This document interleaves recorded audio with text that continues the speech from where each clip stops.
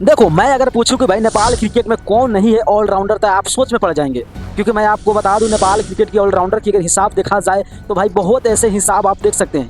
यानी कि नेपाल क्रिकेट में ऑलराउंडर की बात किया जाए, भाई नेपाल क्रिकेट में अलग ही लेवल है ऑलराउंडर का। यानी कि ए टू जेड खिलाड़ी की अगर हम बात करें तो भाई ऑलराउंडर है। आप खुद सोचो, आप देखो कि किस तरह की ऑलराउंडर है नेपाल क्रिकेट में। कुशल भुरतेल, यहाँ तक कि कप्तान रोहित पौडेल भी ऑलराउंडर की सूची में आते हैं।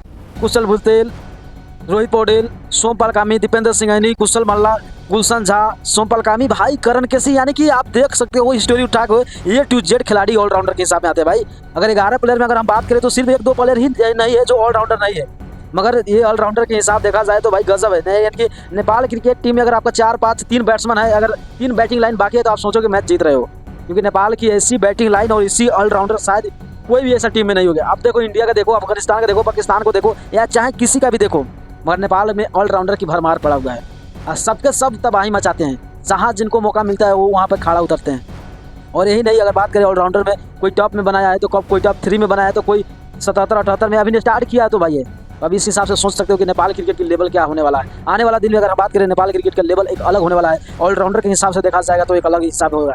यानी कि सब देशों से ज़्यादा ऑलराउंडर नेपाल क्रिकेट में भरा पड़ा है। तो आप लोग सबसे परफेक्ट ऑलराउंडर किस खिलाड़ी को मानते हैं, अपना राय जरूर कमेंट कीजिएगा। अगर नहीं हो तो चैनल को सब्सक्राइब करते हुए पेज को फॉलो कर वीडियो जरूर शेयर कीजिएगा। Thanks for watching.